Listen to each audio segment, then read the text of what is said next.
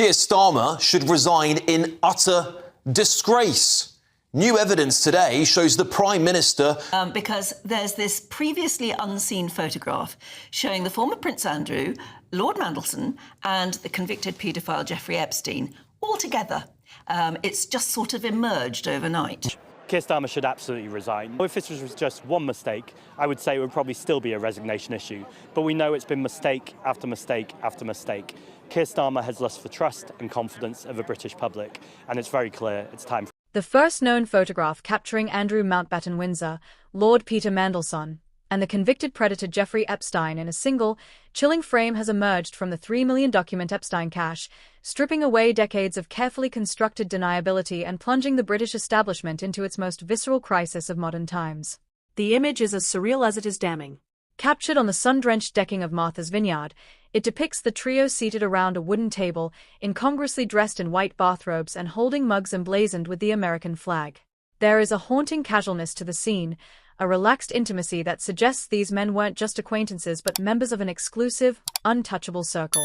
While the photograph is believed to date back to the turn of the millennium, somewhere between 1999 and 2000, its emergence in March 2026 feels like a final, terminal blow to the reputations of those involved.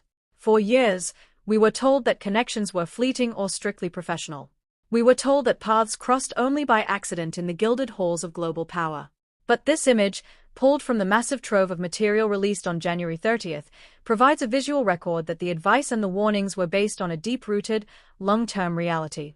It predates Epstein's first imprisonment by nearly a decade, but in the context of what we know now, the sight of the former Duke of York and a future US ambassador sharing a morning coffee in bathrobes with a monster is a sight that the British public will find impossible to unsee. Welcome back to British Coffers, the home of forensic, mature, and unapologetically sharp political analysis for those who want the truth behind the Westminster curtain. We don't deal in the sanitized versions of events provided by the government's press offices. We deal in the cold, hard capital of fact. While the mainstream media dances around the implications of this photograph, we are diving straight into the heart of the institutional rut. If you believe that the people steering the nation's future should be held to a standard higher than technically not illegal at the time, you have found your tribe. We track the character collapses and the strategic amnesia of the UK's most powerful figures with a British standard of excellence and a necessary bit of sass. Before we explore the best pal letters and the shocking invitations to Buckingham Palace that are hidden within these 3 million pages, do yourself a massive favour. Hit that subscribe button right now. Join the British Coffers community. We are building a movement for the politically astute who understand that power without accountability is just a fancy word for corruption. Subscribe now to British Coffers, and let's open the vault on this Martha's Vineyard nightmare.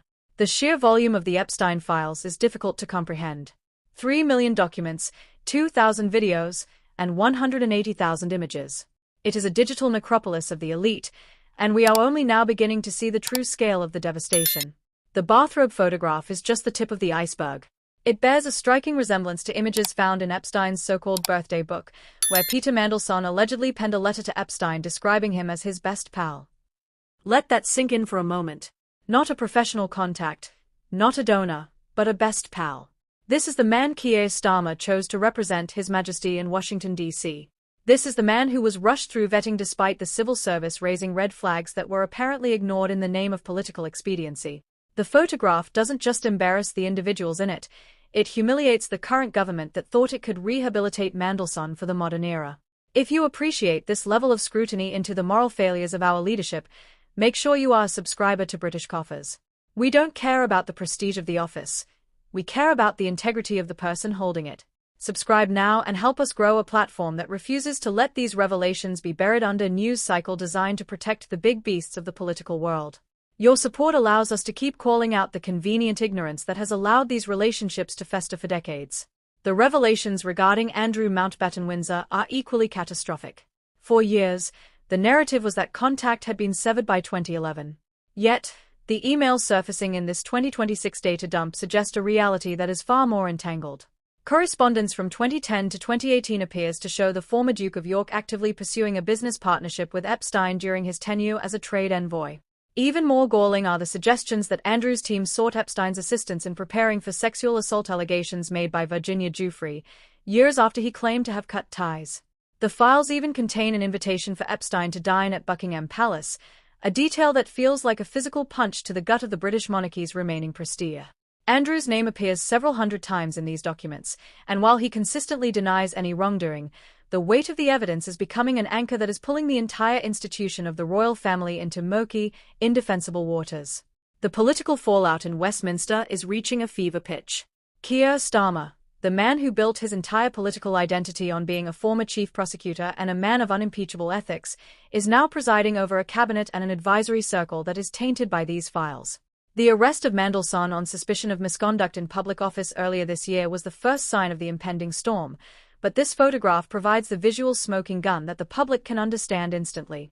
It's no longer about complex tax memos or market-sensitive data, it's about the company you keep when the cameras aren't supposed to be watching. The Prime Minister's decision to bring Mandelson back into the fold, knowing the contents of the vetting notes, is looking less like a strategic masterstroke and more like a terminal error in judgment. If you want to stay ahead of the curve as more of the 180,000 images are analysed and the Metropolitan Police widen their probe into who else knew about these bathrobes and breakfast meetings, ensure you are part of our subscriber base here at British Coffers. We follow the trail of accountability that the government is trying to obstruct with talk of national security and privacy. Hit that subscribe button right now. The archives are being opened, and we are the only ones providing the live, unvarnished commentary that treats you like an adult. Subscribe now and join the conversation that the Palace and Downing Street are trying to shut down with their 23-minute deadlines and redacted files. What's truly shocking is the attempt by the establishment to play down the significance of these findings. We see figures like Jonathan Powell claiming convenient amnesia about corridor conversations, while Morgan McSweeney's operation in Number 10 scrambles to contain the damage. They want us to believe that a photograph of 3 men in bathrobes on a private island is just a historical curiosity. But it isn't. It is evidence of a shadow world where the rules of the ordinary citizen don't apply. It is evidence of a network of influence that has operated above the law for far too long. When Peter Mandelson demanded maximum dignity and minimum media intrusion upon his return from the US, he was hoping that files like these would never see the light of day. He was wrong. The reality of March 2026 is that the British public has had enough of the exclusive club mentality. They are watching a government that is hemorrhaging ministers, 10 departures and counting, while the Prime Minister clings to the advice of men who were best pals with a monster. The Martha's Vineyard photograph is a visual representation of the rot that Jacob Rees-Mogg and others have called a court rotting to the core. If the former chief prosecutor thinks he can survive this by claiming he was none the wiser, he has significantly underestimated the intelligence of the electorate. You don't get to be the man of integrity while protecting the people in the bathrobes.